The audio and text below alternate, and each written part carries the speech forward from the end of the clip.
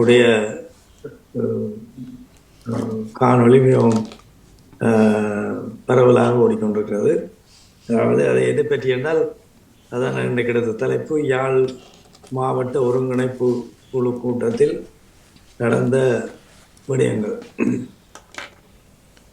அதில் அவர் கிளப்பின பல விடயங்கள் எல்லோருக்கும் ஒரு அதிர்ச்சியாகவும், பல விடயங்களை இன்னொருவர் ஒரு கடல் தொழில் செய்கின்ற ஒருவருடைய பதிவை பார்த்தேன்.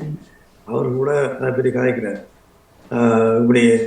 இப்படியெல்லாம் வார காசை திருப்பி அனுப்புறீங்களா அப்படி பண்ணி கதைக்கிற பொழுது அப்போ மக்கள்கிட்டே அது போய் சேர்ந்துட்டு அப்போ அதுதான் தேவை எங்களுக்கு.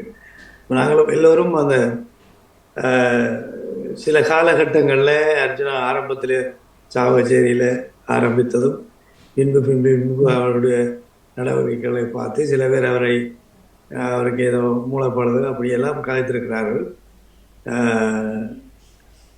சில பேருக்கு இப்போ நான் கூட சில ஒரு அபிப்பிராயத்தை வச்சிருந்தேன். ஆனால் இப்போ இந்த பதிவுகளை பார்த்த பிறகு விளங்குது ஓரளவுக்கு அவர் கொஞ்சம் வேகமாகத்தான் செயற்பட எண்ணுகிறார்.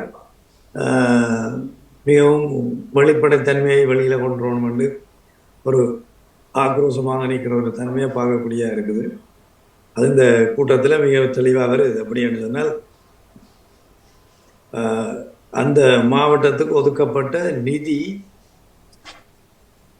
சில இடங்களில் அரைவாசிக்கு கிட்ட பாவிக்காமல் திரும்பி போகிறது. அப்போ என்னன்னு சொன்னால், இப்போ எங்களுக்கு டிசம்பர் முடிய போகுது, அதுதான் இந்த நிதிக்குரிய ஆண்டு நினைக்கிறேன். அப்போ அதில் அரைவாசி பாவிக்காட்டி நீங்கள் பாவிக்கல, அதை திரும்பி நிதி அமைச்சுக்கு போயிடும். இப்போ இப்படியெல்லாம் ஒவ்வொரு ப்ரொஜெக்டையும் ஒரு ப்ரொஜெக்டில் ஒவ்வொரு அமைச்சையும் எடுத்து போகிற உள்ளூராட்சி அமைச்சு, விவசாயம், கடல் வளம், அப்படியெல்லாம் ஒவ்வொரு செக்ஷனையும் போட்டு தான் காட்டுறது. ஒன்றுக்கும் அந்த நிதி முற்றாக பாவிக்கப்படவில்லை என்றது என்னுடைய இது. ஆனால் ஒரு மிஞ்சாத சைடில் பார்த்தால் 53 ப்ரொஜெக்ட் எடுத்து அந்த 53 ப்ரொஜெக்ட் முடிஞ்ச மாதிரியும் காட்டியிருக்கு. இப்போ இதே உளறுபடி ஏனெண்டா அரைவாசிக்கு மேலே நிதி பாவிக்கப்படலை, ஆனால் 53 எடுத்த ப்ரொஜெக்ட் முடிஞ்சிருக்கிற மாதிரி காட்டியிருக்கு. இப்போ இதில் ஏதோ நம்பகத்தன்மை அப்படி இந்த அளவுக்கு இருக்குமோ எனக்கு தெரியாது. அப்போ என்ன அந்த ஒரு உண்மை இருக்கு என்னென்று சொன்னால், நிதிகள் பாவிக்கப்படவில்லை என்பது உண்மை, ஒதுக்கப்பட்ட நிதி பாவிக்கப்படவில்லை என்பது உண்மை. இதுக்கு அண்மைய காலையில் கூடி ஒரு நண்பருடன் நான் காட்சி கொண்டு வருவது, அவர் சொன்னதை நான் உங்களுக்கு சொல்லி வைக்க விரும்புகிறேன். வடமாகாண சபை இருந்த காலத்தில் திரு விக்னேஸ்வரன் அவர்கள் முதலமைச்சராக இருந்த பொழுது நிதி போகிறது. அவர் ஒரு மாதம் தான் இருக்கு நினைக்கிறேன். அந்த நிதிக்குரிய இதுகள் இவை கொடுக்கல, ப்ராஜெக்டுகள் சில இதுகள் கொடுக்கல. அவசரமாக ஒரு அக்கௌண்ட் நடுவர் ஜப்பானுக்கு ஸ்காலர்ஷிப்பில் போய் திரும்பி வந்திருக்கிறார். அவர்கிட்ட சொல்லியிருக்கிறார், இந்த வாரம் இருக்க கொஞ்சம் ப்ரொஜெக்ட் எழுதி இவ்வளோ காசையும் திரும்பி போகாமல் இருக்கா, கொஞ்சம் ப்ரொஜெக்ட் எழுதப்பான். அப்போ அவர் வெளிநாட்டுக்கு போட்டு வந்தவரை பிடிச்சி ப்ரொஜெக்டை செய்யணும்னு சொன்னால் அந்த அளவு செய்கிறதுப்பா.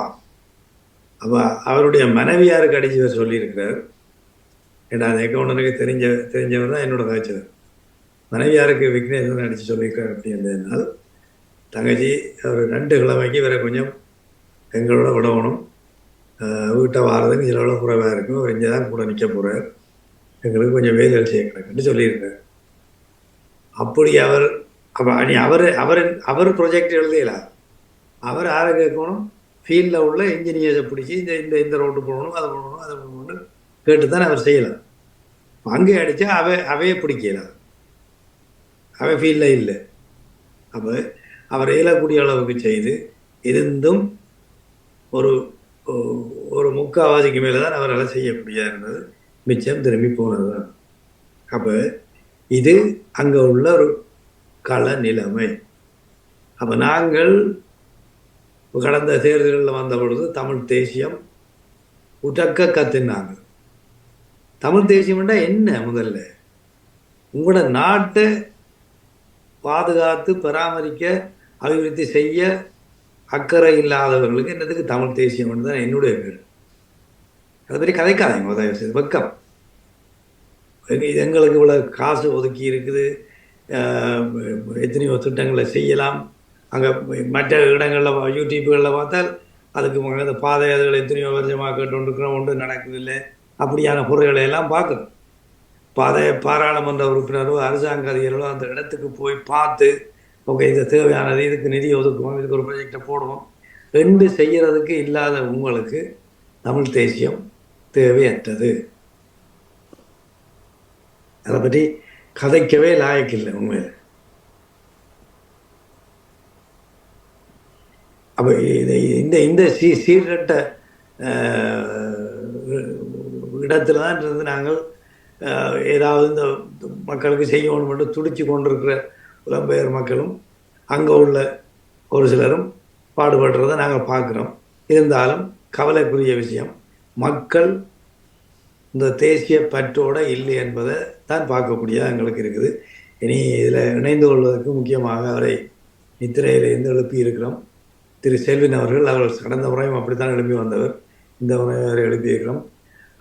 மன்னிப்போடு உங்களை இணைத்துக் கொள்கிறோம். வணக்கம் திரு செல்வின் அவர்களே.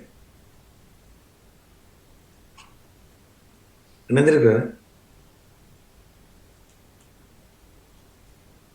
ஹலோ, வணக்கம். வணக்கம் வணக்கம் வணக்கம் வணக்கம். சாரி, மீண்டும் ஒரு நித்திரை குழப்பம். இல்ல, ஒரு பிரச்சனை இல்லை, ஒரு பிரச்சனை இல்லை. நீங்களும் இது பார்த்துருப்பீங்களா அர்ஜுனாண்ட, டாக்டர் அர்ஜுனாண்ட அந்த வீடியோக்கள் எல்லாமே பார்த்து கொண்டுட்டோம், எல்லாமே கேட்டு கொண்டுட்டோம். ரைட், அதை பற்றி உங்களோட கருத்து என்னன்னு சொல்லுங்க.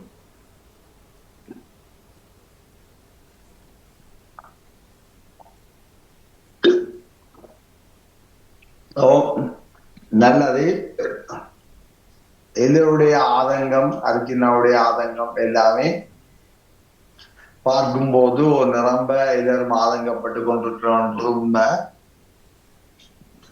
நாங்கள் நினைக்கிறது போன்ற அரசாங்க தரப்பு உத்தியோகத்தர்களுக்கு இடையில அசம்பந்தங்கள் அல்லது மட்டுப்பாடுகள், இயலளவு மட்டுப்பாடுகள் இருக்கு என்றதை நான் மறக்கல. ஏன்னா அந்த விஷயத்துல நான் கடுமையான விமர்சனங்களை கொண்டிருக்கிறார். ஆனாலும் ஒரு விஷயத்த நான் உங்களுக்கு சொல்ல வேண்டும் என்று சொன்னால், தமிழ்ல ஒரு பழமொழி இருக்கு, கேள்வி செவியன் உரை கெடுத்தான் என்று. அந்த பழமொழியை நாங்கள் இந்த இடத்துல புரிஞ்சு கொள்வோம். அடிப்படையில இந்த சமூக ஊடகங்கள் வந்த பிறகு நாங்கள் நினைக்கிறோம், இப்படி விஷயங்கள் தகவல்கள் எல்லாம் உங்களுக்கு கிடைச்ச உடனே அதுகள் எல்லாம் முழுமையாக உண்மையாக இருக்கிறது, சரியாக இருக்கிறது சொல்லி யோசிக்கிறோம். அரசாங்க அதிகாரிகளுக்கு நேரடியாக மீடியாவில் வந்து இந்த விஷயத்தையும் வெளிப்படையாக பேசுறதுக்கு உரிமை இல்லை. முதலாவது, அவர்கள் வெளிப்படையாக பேச முடியாது என்றால் அவனுடைய ஒழுங்கு விதி கட்டுப்பாடு. அவங்களோட விஷயத்த மீடியாவில் வந்து என்ன இதுல பேசுறேன்னு சொன்னால் மேலதிகாரிகளோட அனுமதி பெற வேண்டும், அப்படி கனவிடயங்கள் இருக்கும். அதனால அவர்கள் பெரும்பாலும் கனவிடயங்களில் ஒரு அளவுக்கு மேல கலைக்க முடியாமல் மௌனமாக இருந்து கொள்வார்கள்.